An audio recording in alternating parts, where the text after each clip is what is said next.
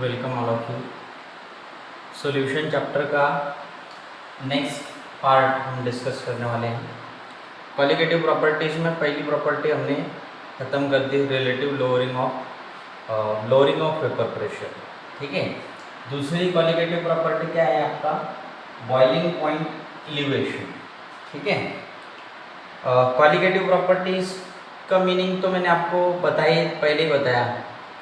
Qualitative property मतलब ऐसी property कि जो सॉल्यूशन की ऐसी प्रॉपर्टी के जो सोल्यूट के अमाउंट के ऊपर डिपेंड करती, ना कि सोल्यूट के क्वालिटी के ऊपर। ठीक है, आप कौन सा सोल्यूट रिस्पेक्टिव सॉल्यूशन के अंदर ऐड कर रहे हैं वो यहाँ पर मैटर नहीं करना है, कितने अमाउंट में आप सोल्यूट ऐड करने वाले हैं। ठीक है, उसके ऊपर ये प्रॉपर्टी क्या है आपकी डिपेंड करेंगे। तो ऐसे प्रॉपर्टीज़ को मैं क्या बोलूँगा? क्वालिटेटिव प्रॉपर्टीज़ बोलूँगा। उसमें पहला जो था हमारा relative lowering of vapour pressure, वो हमने ख़त्म कर दिया। लोअरिंग मतलब कम होना, वेपर प्रेशर का कम होना हमने वहाँ पर डिस्कस किया था। वहाँ पर भी क्या है, प्योर सॉल्वेंट और सॉल्यूशन, ये दोनों का वेपर प्रेशर हमने कंपेयर किया था और क्या कंक्लूजन निकाला था कि प्योर सॉल्वेंट का वेपर प्रेशर ज़्यादा रहता और सॉल्यूशन का वेपर प्रेशर क्या रहता? कम रहता। वही कंसेप्ट का यूज़ आज हम करने वाले हैं बॉइलिंग पॉइंट एलिवेशन डिस्कस करने के लिए। ठीक है, सबसे पहले वर्ड टू वर्ड जाएंगे। पहले तो मैं ये एलिवेशन का मतलब बता देता आपको। एलिवेशन का मतलब बढ़ना। ठीक है, यानी कि बॉइलिंग पॉइंट आपका क्या होने वाला है? बढ़ने वाला है। In simple boiling point increase होने वाला है। ठीक है, सबसे पहले तो देखेंगे what is mean by boiling point. Boiling point किसको बोलेंगे? डेफिनेशन देखेंगे बॉइलिंग पॉइंट का। तो डेफिनेशन क्या है बॉइलिंग पॉइंट का? The temperature at which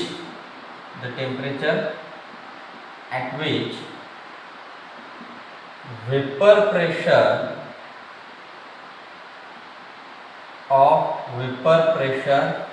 of solution is equal to the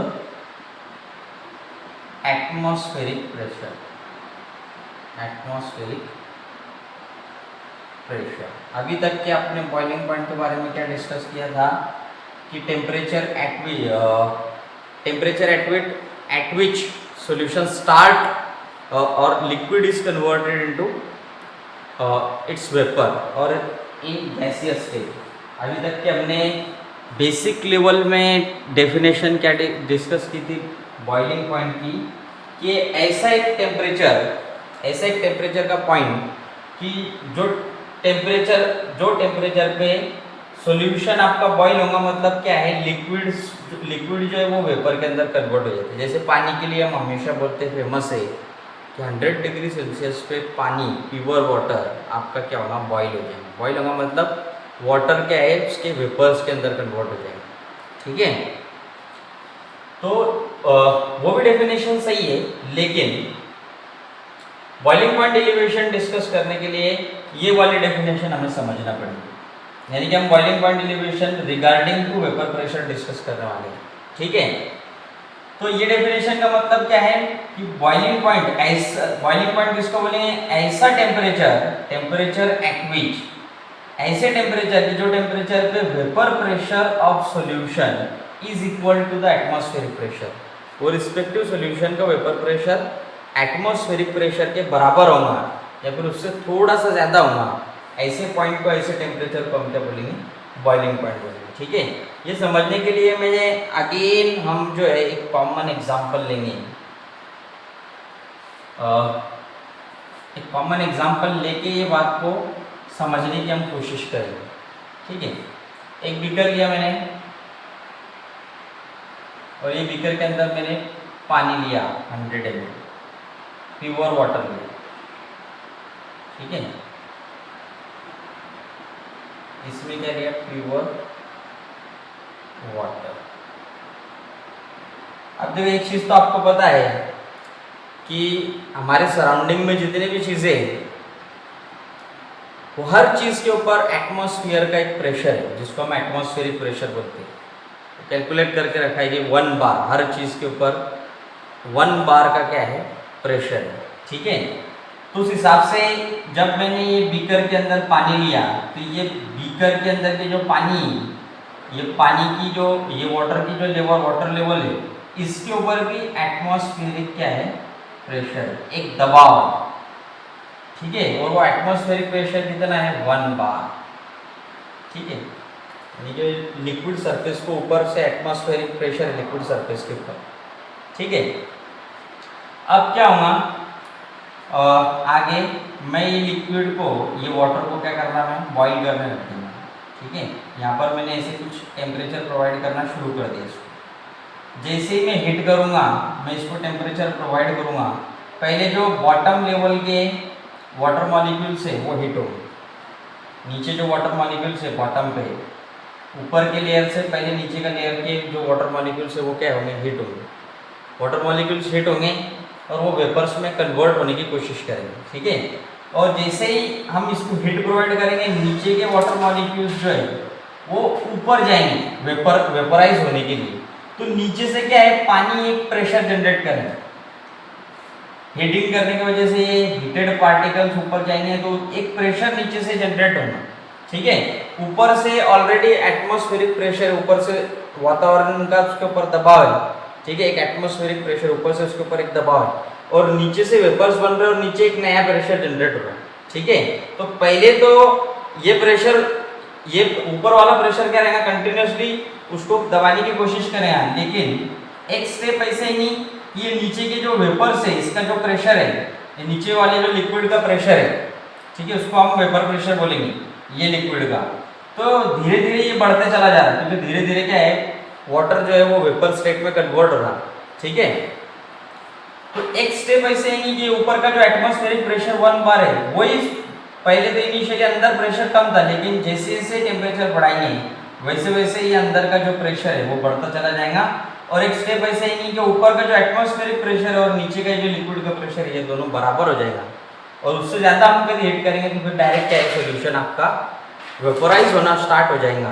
यानी कि एक ऐसा पॉइंट आएगा, एक ऐसा पॉइंट आएगा कि जहाँ पर एटमॉस्फेरिक प्रेशर और ये लिक्विड का वेपर प्रेशर दोनों क्या हो जाएंगे, बराबर हो जाएंगे। और वही पॉइंट को हम क्या बोलेंगे, वो रिस्पेक्टिव सॉल्यूशन का या फिर वो रिस्पेक्टिव सॉल्वेंट का क्या बोलेंगे, बॉइलिंग पॉइंट, ठीक है। एक बात, बॉइलिंग पॉइंट की डेफिनेशन तो आपको समझ में आ गई होगी, ऐसे भी समझूंगा, ठीक है। अब दूसरी बात, लोअरिंग ऑफ वेपर प्रेशर हमने कैसे समझा था, हमने कैसे समझा था लोअरिंग ऑफ वेपर प्रेशर। पहले तो एक बीकर के अंदर मैंने प्योर वाटर लिया, ठीक है, और ये प्योर वाटर को मैंने हीट किया, प्योर वाटर को हीट किया, ठीक है।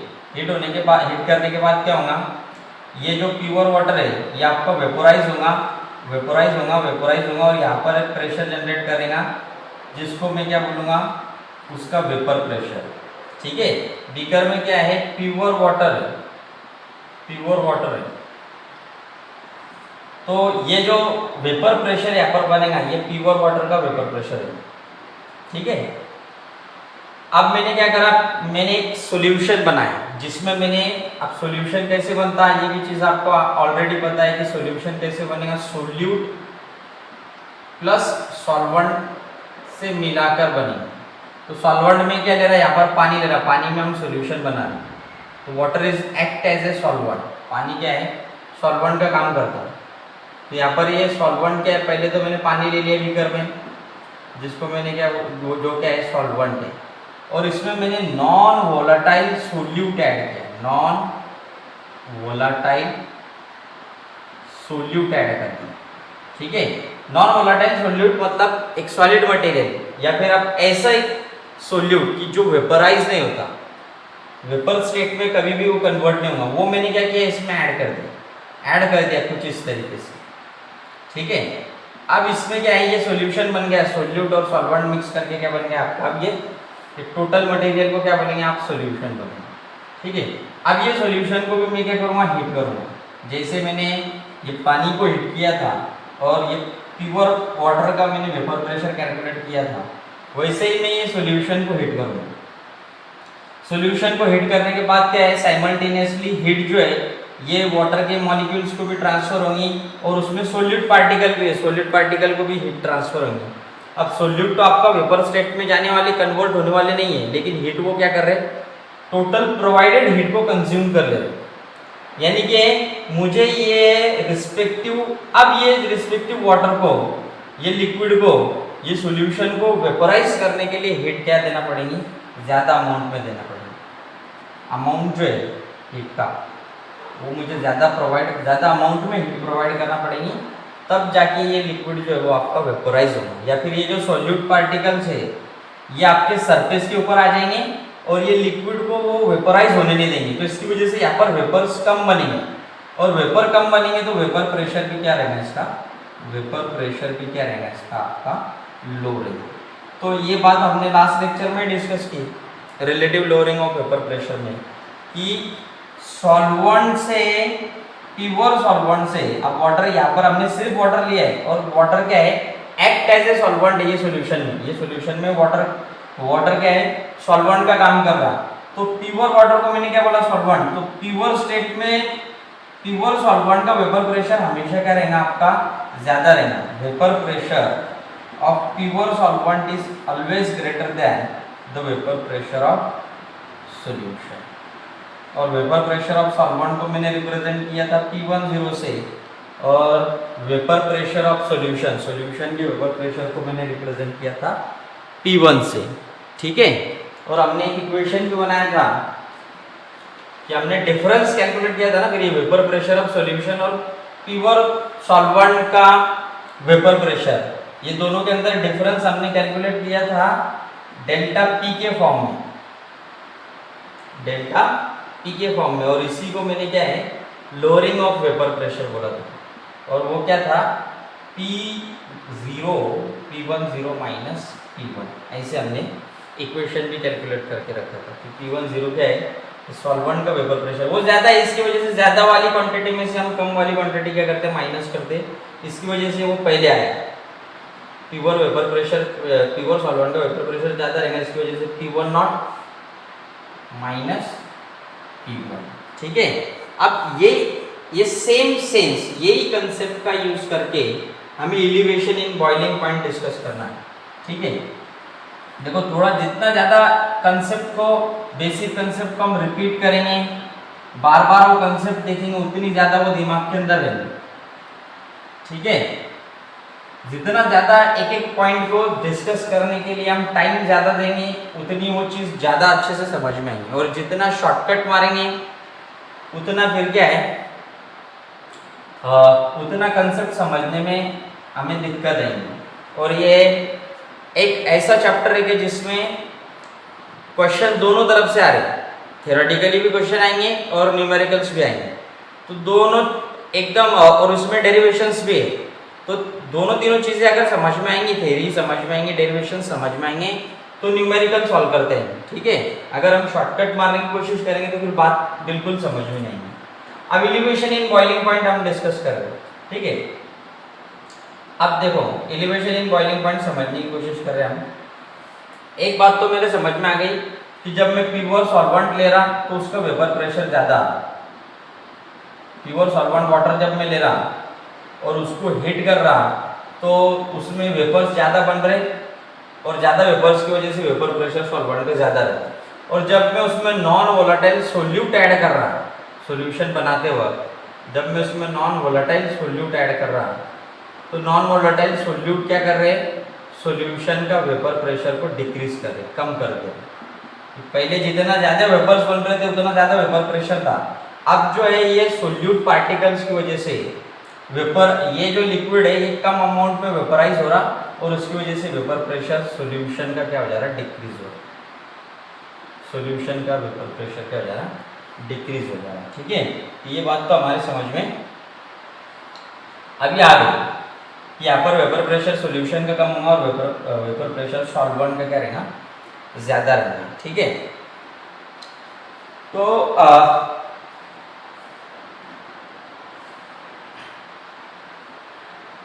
हाँ, तो जब मैंने बॉइलिंग पॉइंट का मीनिंग आपको बताया तो वो वक्त मैंने क्या बताया आपको, डेफिनेशन क्या बताया वो टाइम पे, कि एक बॉइलिंग पॉइंट क्या है, एक ऐसा टेम्परेचर है कि जो टेम्परेचर पे vapour pressure of liquid is equal to the atmospheric pressure.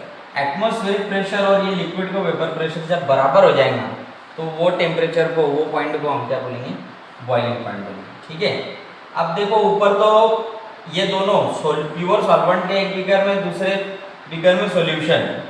Solution कैसे बनाया, एक तो वही प्योर सॉल्वेंट वाटर ले ले, वही सॉल्वेंट ले ले वाटर, और उसमें नॉन वोलेटाइल सोल्यूट हमने, नॉन वोलेटाइल सोल्यूट उसके अंदर हमने ऐड किया। ठीक है, अब ये नॉन वोलेटाइल सोल्यूट क्या है, ये तो वेपराइज नहीं होगा, ये वेपर स्टेट में कन्वर्ट नहीं होगा, लेकिन इसकी एडिशन की वजह से वेपर स्टेट में ये कन्वर्ट नहीं होगा, लेकिन इसकी एडिशन की वजह से सॉल्यूशन का, ये सॉल्वेंट का वेपर प्रेशर वो क्या कर दे रहा, कम कर दे रहा। सॉल्यूशन का वेपर प्रेशर क्या कर रहा, कम कर रहा। ठीक है, तो अब मैं एक बात समझ, एक सिंपल कंसेप्ट से हम एलिवेशन इन बॉइलिंग पॉइंट समझेंगे कि ये बीकर में मैंने प्योर वाटर लिया है, तो प्योर वाटर आपको पता है कि 100 डिग्री सेल्सियस को प्योर वाटर बॉईल होता है। बॉइलिंग पॉइंट कहीं पूछेंगे ना आपको वाटर का, तो आप हम क्या बोलेंगे आंसर 100 डिग्री सेल्सियस। ठीक है, और प्योर सॉल्वेंट के बॉइलिंग पॉइंट को हम रिप्रेजेंट करते हैं T0 से, टेम्परेचर को रिप्रेजेंट करते कैपिटल T से, और प्योर है सॉल्वेंट, प्योर है, इसकी वजह से मैंने T0 रिप्रेजेंट किया। जैसे कि लास्ट लेक्चर में लोअरिंग इन वेपर प्रेशर में हमने प्रेशर रिप्रेजेंट करते P से, और प्योर सॉल्वेंट का अगर वेपर प्रेशर कैलकुलेट करना है तो हम उसको रिप्रेजेंट करते P0 से। तो वैसे ही मैंने इसको T0 से रिप्रेजेंट किया। कितनी मिली वैल्यू, 100 डिग्री सेल्सियस। ठीक है, अब मैं क्या करूँगा, इसमें नॉन वोलेटाइल सोल्यूट मैंने ऐड कर दिया। ऐसे सोल्यूट एक ऐसा सॉलिड मटेरियल ऐड कर दिया कि जो वो वेपर स्टेट में कन्वर्ट नहीं होता। अब वो ऐड करके मैंने सॉल्यूशन बना लिया। अब वो तो वेपर स्टेट में कन्वर्ट नहीं होगा, लेकिन वो लिक्विड के ऐसे सरफेस पे आ जाएगा। जब हम हीट प्रोवाइड करेंगे तो ये अंदर वाले लिक्विड को वो वेपर स्टेट में कन्वर्ट नहीं होने देंगे। ठीक है, और दूसरी बात, अभी देखो जब ये वाले वाटर को जब हमने बॉईल किया तो जो हीट जो हमने प्रोवाइड की, ये प्रोवाइड होने वाली जो टोटल हीट थी ये वाटर मॉलिक्यूल्स को ट्रांसफर होती थी, क्योंकि यहाँ पर दूसरा कोई नहीं, पानी के सिवा दूसरा कोई नहीं। इसकी वजह से जितनी हीट हम ट्रांसफर कर रहे हैं ना, वो टोटल हीट वाटर के मॉलिक्यूल्स को जाए। इसकी वजह से वाटर जो है ना वो ज़्यादा अमाउंट में क्या है, वेपर के अंदर कन्वर्ट हो रहा है। यहाँ पर वेपर ज़्यादा अमाउंट में, और यहाँ पर ये सॉल्यूशन को जब हम हीट प्रोवाइड कर रहे हैं ना, तो ये टोटल जितनी हीट हम प्रोवाइड कर रहे हैं वो टोटल हीट जो है वो पूरी वाटर मॉलिक्यूल्स को नहीं जा रही, वो कुछ अमाउंट में वाटर मॉलिक्यूल्स में जा रही, और कुछ अमाउंट में ये एडेड सोल्यूट पार्टिकल को जा रही। अब ये एडेड सोल्यूट पार्टिकल तो वेपर स्टेट में कन्वर्ट नहीं हो रहा है, लेकिन वो हीट को क्या कर ले रहा, कंज्यूम कर रहा। तो इसकी वजह से यहाँ पर जो है परफेक्ट 100 डिग्री सेल्सियस को ये जो वाटर के मॉलिक्यूल्स वेपर में कन्वर्ट हो रहे हैं, लेकिन यहाँ पर हमको हीट क्या करना पड़ेगा, बढ़ाना पड़ेंगे, क्योंकि हीट कौन कंज्यूम कर रहा, सोल्यूट पार्टिकल भी कंज्यूम कर रहे हैं। तो उसके बाद फिर इसकी वजह से क्या है, ये वाले सॉल्यूशन का अगर आप टेम्परेचर देखेंगे, ये वाले सॉल्यूशन का अगर आप बॉइलिंग पॉइंट देखेंगे, यहाँ पर वेपर्स कब बने, 110 डिग्री सेल्सियस। ठीक है, यानी कि यहाँ पर वो रिस्पेक्टिव लिक्विड को वेपर स्टेट में कन्वर्ट होने के लिए एडिशनली क्या है, 10 डिग्री सेल्सियस की हीट ज़्यादा हमें क्या है, प्रोवाइड करना पड़ेगा। ये क्या है, ये क्या हो गया, boiling point of pure solvent. ये प्योर सॉल्वेंट का बॉइलिंग पॉइंट हो गया, जिसको मैंने T0 से रिप्रेजेंट किया। और यहाँ पर जो है हीट ज़्यादा प्रोवाइड करना पड़ी, इसकी वजह से वैल्यू ज़्यादा मिली। और सॉल्यूशन के बॉइलिंग पॉइंट को मैं रिप्रेजेंट करूँगा कैपिटल T से, सिर्फ T यूज करना, जैसे सॉल्यूशन के लिए हमने सिर्फ P यूज किया था वहाँ पर। ठीक है, वेपर प्रेशर केस में। तो वैसे ही बॉइलिंग पॉइंट एलिवेशन में प्योर सॉल्वेंट के लिए T0 और सॉल्यूशन के लिए सिर्फ T।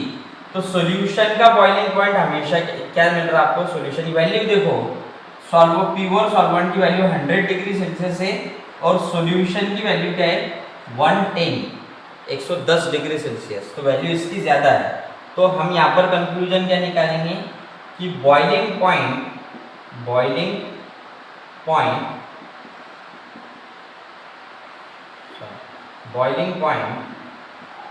of solution is greater than the boiling point of solvent. Solvent से सॉल्यूशन का बॉइलिंग पॉइंट रहना ज़्यादा रहना, ठीक है। अब यहाँ पर दोनों के अंदर हमें चेंज एक्सप्लेन करना है।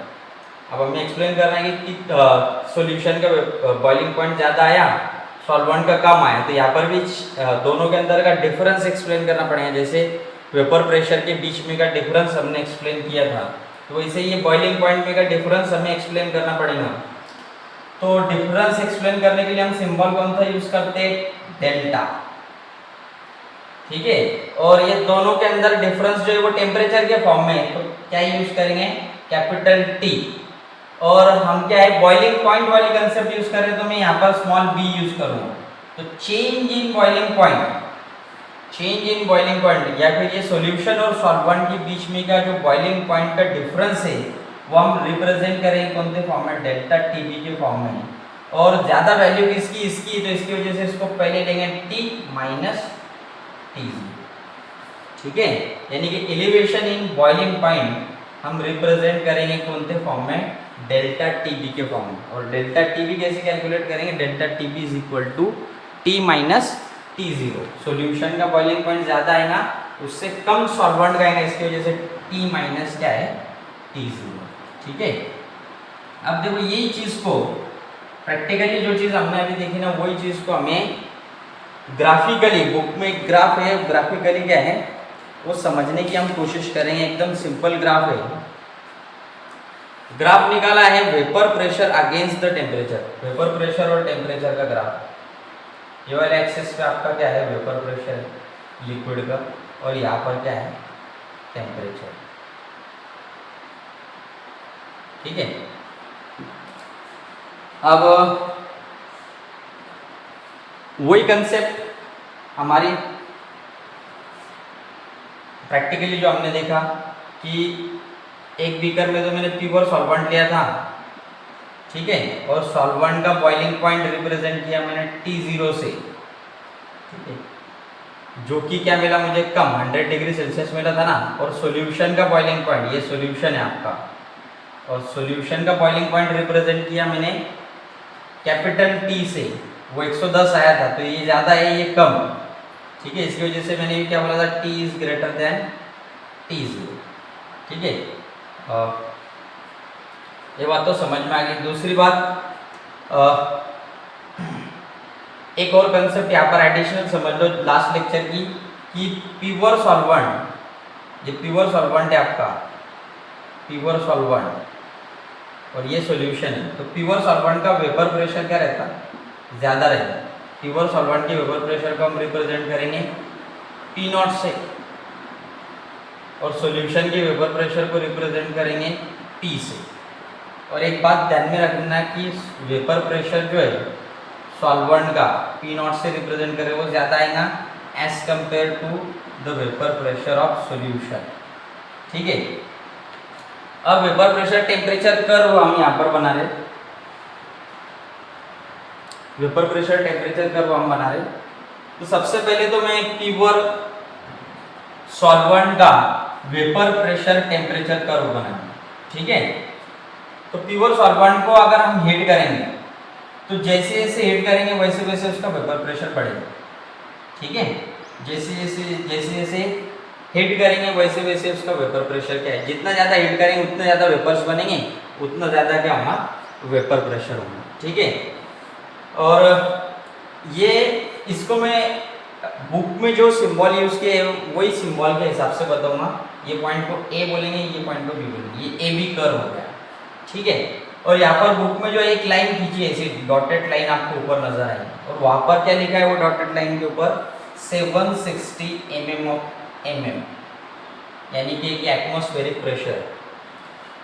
बार में भी हम मेजर करते हैं, mm ऑफ Hg में भी यूज करते हैं। तो 760 mm ऑफ Hg मतलब 1 बार, यहाँ पर आप 1 बार लिखो या 760 mm Hg लिखो, बात सेम। यानी कि एक मैंने प्योर वाटर लिया, उसको हीट किया, उसका वेपर प्रेशर बढ़ा बढ़ा बढ़ा, हीट किया, वेपर प्रेशर उसका बढ़ रहा है कंटिन्यू, बढ़ा बढ़ा बढ़ा, और एक स्टेप ऐसे ही, एक पॉइंट ऐसा आया कि एटमॉस्फेरिक प्रेशर, ये एटमॉस्फेरिक प्रेशर है, एक पॉइंट ऐसा है कि एटमॉस्फेरिक प्रेशर और ये सॉल्वेंट का वेपर प्रेशर बराबर हुआ, वही पॉइंट को मैं क्या बोल रहा हूँ, बॉइलिंग पॉइंट। तो ये पॉइंट आपका बॉइलिंग पॉइंट क्या होगा, उससे ज़्यादा टेम्परेचर थोड़ा सा बढ़ा, आपका पूरा लिक्विड क्या है, वेपर स्टेट में कन्वर्ट हो गया। ठीक है, अब वैसे ही सेम केस में क्या है, सॉल्यूशन के लिए कर्व बनाएंगे, वेपर प्रेशर टेम्परेचर कर्व बनाएंगे। एक दूसरे बीकर में सॉल्यूशन लिया, अब सॉल्यूशन का वेपर प्रेशर क्या रहता, कम रहता है, यहाँ पर लिखा है P smaller than P0, solution का वेपर प्रेशर कम रहता, तो उसके लिए क्या है, कर्व हमेशा सॉल्यूशन का वेपर प्रेशर टेम्परेचर कर्व क्या है, सॉल्वेंट के वेपर प्रेशर कर्व से नीचे ही बनाना पड़ेगा, क्योंकि वेपर प्रेशर क्या है, सॉल्यूशन का कम है, सॉल्यूशन का वेपर प्रेशर कम है, इसकी वजह से वो कर्व को हम नीचे बना रहे हैं। ये सॉल्यूशन के लिए कर्व, सॉल्यूशन को भी क्या है, टेम्परेचर प्रोवाइड करेंगे, इसका भी क्या है, वेपर प्रेशर बढ़ेगा बढ़ेगा बढ़ेगा, और एक स्टेप ऐसे ही कि वो रिस्पेक्टिव सॉल्यूशन का वेपर प्रेशर एटमॉस्फेरिक प्रेशर के बराबर होगा, और उसको हम क्या है, बॉइलिंग पॉइंट बोलेंगे। ठीक है, तो देखो सॉल्यूशन को ये सॉल्यूशन था, सॉल्यूशन को ज्यादा अमाउंट में हमें हीट करना पड़ा बॉइल करने के लिए। ठीक है, ये कर्व को मैं बुक के हिसाब से ये पॉइंट को सी कहा गया है और ये पॉइंट को कहा गया है डी, तो ये सी डी कर्व, ये सी डी कर्व किसके लिए, सॉल्यूशन के लिए, ए बी कर्व किसके लिए, प्योर सॉल्वेंट के लिए। ठीक है, तो अब देखो कोई भी पॉइंट के ऊपर आप ले लो, तो दोनों के वेपर प्रेशर में आपको बहुत ज़्यादा डिफरेंस मिलेगा। ठीक है, अब देखो ये बॉइलिंग पॉइंट अगर किसी ने पूछा, तो ये पॉइंट पे, ये टेम्परेचर के ऊपर, ये देखो ये टेम्परेचर है ना, ये वाला, हाँ, तो ये टेम्परेचर के ऊपर क्या है, वो रिस्पेक्टिव सॉल्वेंट का और एटमॉस्फेरिक प्रेशर क्या है, आपका बराबर है। तो ये प्योर सॉल्वेंट के लिए क्या है, प्योर सॉल्वेंट के लिए प्योर सॉल्वेंट का ये बॉइलिंग पॉइंट है, रिप्रेजेंट करेंगे T0 से, और ये देखिए ये पॉइंट के हिसाब से ये T क्या है, ये बॉइलिंग पॉइंट है सॉल्यूशन, ये पॉइंट के हिसाब से हमें नजर आ रहा है कि सॉल्यूशन का बॉइलिंग पॉइंट ज़्यादा है as compare to pure solvent, तो हम इसके ऊपर से वैसे लिख सकते हैं T is greater than T0। ठीक है, और कैलकुलेट अगर करना है दोनों का डिफरेंस, तो डिफरेंस को हम रिप्रेजेंट करते हैं डेल्टा से, और बॉइलिंग पॉइंट को हम रिप्रेजेंट करते हैं TB से, तो delta TB is equal to क्या है, T ज़्यादा है इसकी वजह से T पहले लेंगे, और कम को T0, तो क्या करेंगे, minus T0, delta TB is equal to T minus T0, इसी को हम क्या है, एलिवेशन इन बॉइलिंग पॉइंट बोलेंगे।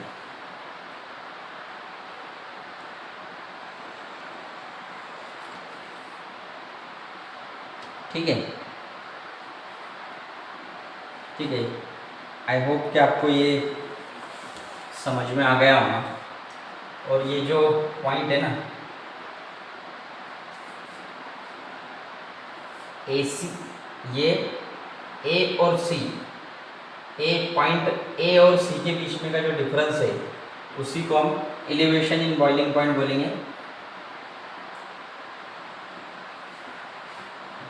और ये वाला जो पॉइंट है, ये पॉइंट को आप क्या बोल सकते हैं, लोअरिंग इन वेपर प्रेशर, यानी कि एक ऐसा ग्राफ है कि इसमें हम relative lowering of vapour pressure और एलिवेशन इन बॉइलिंग पॉइंट दोनों बता सकते हैं।